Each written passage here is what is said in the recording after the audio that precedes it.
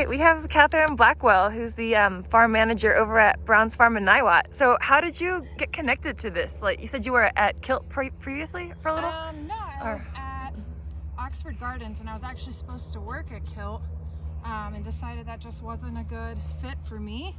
And Peter was no longer farming. He just decided to stick to brokering vegetables. And so Of Oxford Gardens? At Oxford Gardens, Okay. yeah, that's the owner of Oxford Gardens.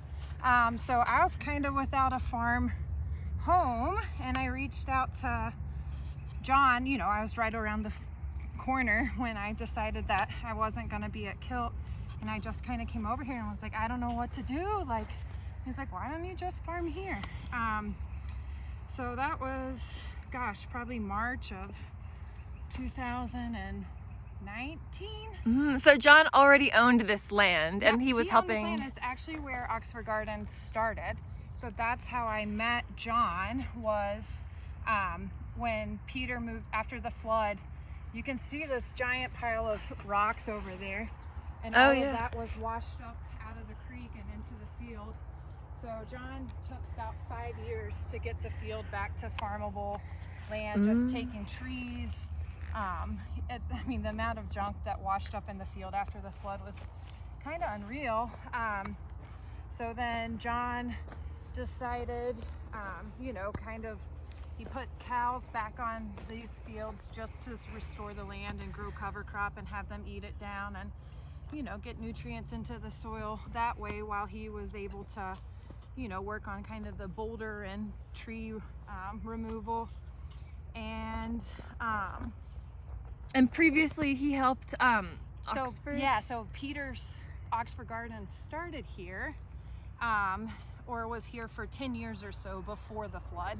And then after the flood, Peter started farming on the other side of the diagonal, which is when I met Peter and started managing Oxford Gardens.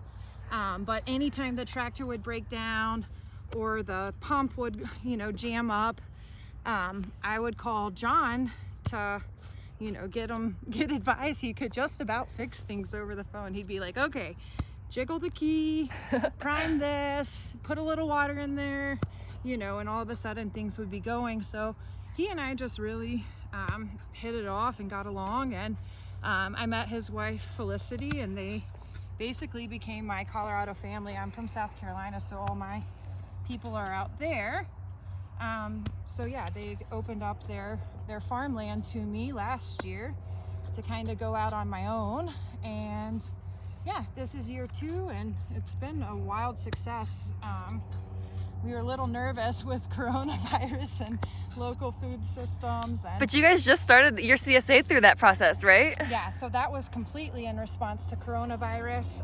Last year we sold exclusively to at the Longmont Farmers Market, and then like a couple of shops would come and pick up, like Black Belly would come to market and pick up from us, but predominantly it was all to farmers market customers. And you know, Boulder Public Health had some pretty, you know, a lot to work through in order to, you know, let BCFM open markets in a respectable manner.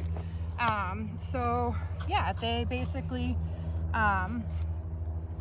you know, we weren't sure if we were even going to have a market, and I had all of this spinach that was ready to go, and we just kind of took our email listserv and reached out and was like, who would be interested in a CSA? And I'd say within 4 weeks sold out. We have 70 members right now for year 1, and then yeah, I think we'll probably stay close to in and around that number.